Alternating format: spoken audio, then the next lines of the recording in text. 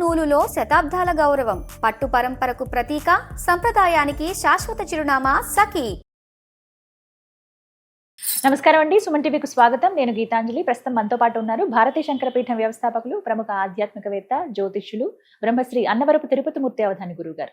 వారితో మాట్లాడి ఈ పరాభవనామ సంవత్సరంలో మొదటి సోమవారం రోజు ఏదైతే ఉందో ఆ రోజున సౌభాగ్యం కొరకు మహిళలు ఖచ్చితంగా ఆచరించవలసిన నియమం ఒకటి ఉందన్నారు. అది ఏమిటనేది గురువుగారి మాటల్లో విని తెలుసుకుందాం. ఆచరించే విధానం కావచ్చు, ఏ విధంగా చెయ్యాలనేది ముఖ్యమండి. అది తూచా తప్పకుండా మనం పాటిస్తే ఆ యోగం ఖచ్చితంగా అందుకుంటామని చెప్తారు. మరి గురుగారితో మాట్లాడదాం. గురుగారు నమస్కారం అండి. ఓం శ్రీ మహాగణాధిపతయే నమః. గురుగారు, ఈ 23వ తారీఖు మార్చు నూతన సంవత్సరం వచ్చేసింది కాబట్టి మరి ఈ సోమవారం ఏదైతే ఉందో ఆ రోజున ఒక యోగం ఉంది, ప్రత్యేకించి సౌభాగ్యాన్ని వృద్ధి చేసుకునే యోగం అని విన్నాను. ఒక ప్రక్రియ ఉంటుంది, ఒక పరిహారం, అది చేయాలి, భర్తకి చాలా మంచిది అది అని విన్నాము. అది ఏమిటి తెలియచేస్తారా? సౌభాగ్యాది చ యత్కించిత్ దృశ్యతే లలనాజనే అని చండిలో ఒక విధానం చెప్పబడింది. ఇందులో ఇది ఎందుకు వచ్చింది, ప్రతి సంవత్సరం వస్తుందంటే రాదు.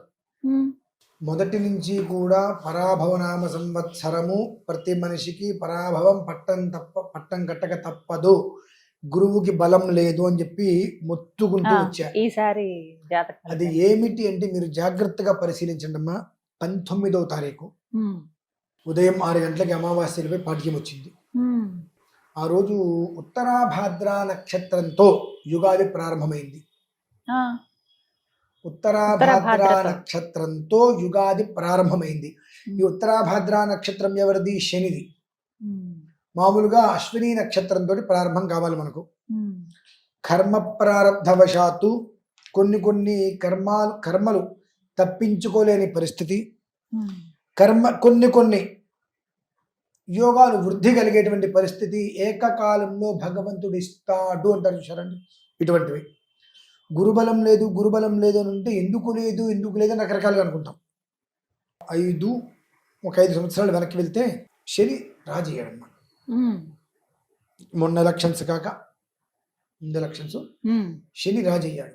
ఆ శని రాజు అయినప్పుడు ఏ రకమైనటువంటి గమనం వచ్చిందో ఇప్పుడు బృహస్పతి రాజు అయినప్పటికీ కూడా ఒక స్థితిలో ప్రమాదాలు ఆ రకంగా వస్తాయి. అందులో ఎలాంటి సందేహము లేదు. అక్కడి నుంచి 5వ రోజు మనకు పంచమవుతుంది. అశ్విని, భరణి, కృత్తిక, రోహిణి, మృగశిర కావాలి. కానీ కృత్తికా నక్షత్రంతో మనకు సోమవారము పంచమి కృత్తికా నక్షత్రం వచ్చింది. తద్వారా అటు కృత్తిక అనేటువంటిది రవి నక్షత్రం, రవిధిపతి. ఇటు ఉత్తరాభాద్ర అనేటువంటి శని రవి కలయిక అనేటువంటిది చాలా బహు ప్రమాదాలకి మూలం. కొన్ని జీవితాలు విచ్ఛిన్నమైపోవడానికి మూలం, కుటుంబ కలహాలకి మూలం. ఒక్క మాటగా చెప్పాలంటే స్త్రీకి సౌభాగ్యహీనత కలగడానికి ఎక్కువ అవకాశాలు ఉంటాయి. అంటే స్త్రీకి సౌభాగ్యహీనత కలగడానికి అంటే పురుషుడికి అనర్థం కలిగితేనే కదా. అవునండి. ఇటువంటి ప్రభావితంలో తనను తాను ఎలా కాపాడుకోవాలి అనేటువంటి విషయంలో అదృష్టం పంచమి రోజు రావడం. మనకు యోగం పంచమి అవటం, సోమవారం అవటం. సోమవారము అనేటువంటిది మనం శివుడికి అభిషేకం చేస్తూ ఉంటాం. మనకు బుద్ధి లేదు కాబట్టి శివుడికి అంటాం మనం. బుద్ధుండి జ్ఞానం ఉన్న వ్యక్తి అయితే చంద్రుడికి అభిషేకం అంటారు దాన్ని. సోమవారం అంటే చంద్రుడు, శివుడు కాదు, సోముడు, చంద్రుడు. ఆయన కూడా ఈశ్వరుడు నెత్తి మీద ఉంటూ ఉంటాడు. చంద్రుడికి అభిషేకం అనేటువంటి సోమవారం రోజునాడు ప్రత్యేకంగా ఎందుకు చేయాలి అనేటువంటి విషయంలో ఆ రోజునాడు విశేషంగా ద్రవ్యాలతో అభిషేకం చేస్తూ ఉంటారు. కాబట్టి ఆ చంద్రుడు అనుగ్రహించి చంద్ర బలాన్ని వృద్ధి చేసి నీ మీద చంచలత్వం లేకుండా, చంద్రారిష్టేతి సంప్రాప్తే చంద్ర పూజాంచకారే చంద్ర ధ్యానం ప్రవక్ష్యామి మనఃపీడ, మనస్సుకి ఎలాంటి పీడ లేకుండా ప్రశాంతతను ఏర్పరుస్తారు సోమవారం అభిషేకం చేసుకుంటే. అది చంద్రుడికి. మనం ఈశ్వరుడు అని అంటూ ఉంటాము. సరే, చేసేది శివలింగానికే, కానీ చంద్రుడికి ప్రధానం. అయితే ఇక్కడ మనం తీసుకోవాల్సింది ఆ సోమవారం అవ్వటము, పంచమి ఇవ్వటం. అనగా పంచమి అంటే 5, సోమవారం అనేటువంటి 2 కలిపితే 7 అనేటువంటిది జ్యోతిష్యంలో కళత్రానికి, వృద్ధికి కావచ్చు, నాశనానికి కావచ్చు, మనం ఎలా తీసుకుంటే ఎలా విధానాన్ని అనుసరించి కానీ సప్తమం అనేటువంటిది కలత్రం. ఆ దంపతుల మధ్యలో కుటుంబం సంబంధించిన విధానంలో ఏ ఇబ్బంది లేకుండా, కలత్ర దోషం లేకుండా చక్కటి జీవితాన్ని సౌమంగళ్యంగా ఉన్నంతకాలము కూడా ముందుకు నడిపించడానికి యోగ్యకరమైనటువంటి పర్వదినం. ఇవి మనం తీసుకునేటువంటి. అలానే కృత్తిక అనగా అశ్విని భరణి కృత్తిక 3. ఈ 3 అనేటువంటిది సోదర స్థానం. జ్యోతిష్యంలో 3 అనేటువంటిది సోదర స్థానం. అలానే ఇందాక 7 అనుకున్నాం కదా, పంచమి ఇటు సోమవారం 2, 5, 2, 7. 7కి 3 కలిపితే 10 అనగా రాజ్య స్థానం. అంటే మన యొక్క నిల్చున్నటువంటి విధానం, మన ఉన్నత స్థితి. కొన్ని ఎలా కలిసి వస్తాయి అంటానికి అంటే దరిద్రంలో కూడా అష్టయోగాల్ని వెతుక్కోవటం. అవి మనకు వెతుక్కోకుండానే వచ్చినాయి. కానీ దాన్ని మనం ఎంతమంది తీసుకుంటాం అనేటువంటి విషయం ఈశ్వరేచ్ఛ. ఆ రోజు నాడు చక్కగా ప్రతి స్త్రీ, ప్రతి పురుషుడు రాగి పాత్ర తీసుకొని అందులో కంఠం వరకు ఇలా పట్టుకుంటాం కదా మనం, ఆ కంఠం వరకు నీరు పోసి అన్ని నువ్వులు, నల్ల నువ్వులు, తిలా పాపహరాన్ నిత్యం విష్ణోర్దేహ సముద్భవ పాపం హరంతు మే క్షిప్రం అతశాంతం ప్రయచ్చమే అన్ని నువ్వులు వేసేసి అంత భస్మం వేసి గరిక, బయట మన గరిక దొరుకుతుంది, ఆ గరి శుభ్రంగా కడిగి అందులో వేసేసుకొని మన పరిసరాలలో ఉండేటువంటి శివాలయం, పరిసరాలలో ఉండేటువంటి శివాలయం ఏదైతే ఉంటుందో ఆ శివాలయానికి వెళ్ళి 25 ప్రదక్షిణాలు చేయండి. సద్యోజాత వామదేవ అఘోర తత్పురుష ఈశాన అని అంటారు. సద్యోజాత సద్యకాలమునందు అక్కడికక్కడే మనకు అన్ని రకాల దోషాలు నిర్వీర్యమైపోవాలి. వామదేవాది పంచబ్రహ్మలు అంటారు. మళ్ళీ అక్కడి నుంచి ఇది మనకు లేదు అనేటువంటి పదం ఎక్కడా లేకుండా మనకు వృద్ధి చెందాలి. అఘోర, అఘోరము అనగా ఘోరము లేనటువంటిది, ఘోరము కానటువంటిది. ఘోరము చూడము. మనకు ఏదైనా యాక్సిడెంట్ జరిగితే అబ్బో ఘోరమైన ప్రమాదం అంటారు, అఘోరమైన ప్రమాదం అన్నారు. కానీ అఘోరము పాశుపతం, అఘోర మంత్రం వాము అఘోరమా అని భయపడిపోతారు. అంటే చిన్న విషయం మనం గమనించుకోవాలి.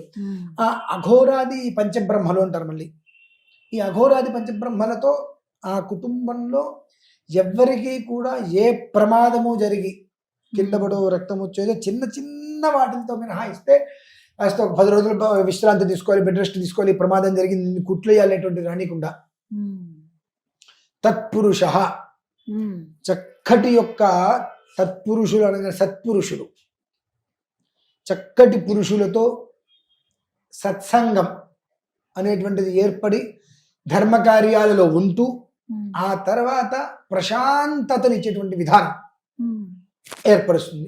కాబట్టి ఒక 5 ప్రదక్షిణానికి ఒక్కొక్క విధానం, అలా 25 ప్రదక్షిణాలు పూర్తి చేసుకొని ఆ కలశంలో ఉన్నటువంటి నీళ్లు ఆ ఈశ్వరుడి శిరస్సు మీద శుభ్రంగా మొత్తం తిప్పేసేసిన పోసేసిన తర్వాత ఈశ్వరుడిని మొత్తం బొడేలా కింద పడంగా ఆ నీళ్ళు తీసుకొని నెత్తి మీద చల్లుకొని కళ్ళకి చాలు. ఒకేలా భస్మం ఏదైనా మీకు అందింది అనుకోండి, ఇలా పెట్టేసుకోండి. ఈశ్వరుడి యొక్క అనుగ్రహం వలన స్త్రీకి ఏది ఉన్నా లేకపోయినా 5వ తరం చాలా ఇంపార్టెంట్. ఆ 5వ తరం అనేటువంటిది అకారణంగా యమధర్మరాజు వచ్చి తీసుకెళ్ళు, అకారణంగా యమధర్మరాజు వచ్చి తీసుకెళ్ళు. చంద్రశేఖరమాశ్రయే మమ కిం కరిష్యతి వై యమః.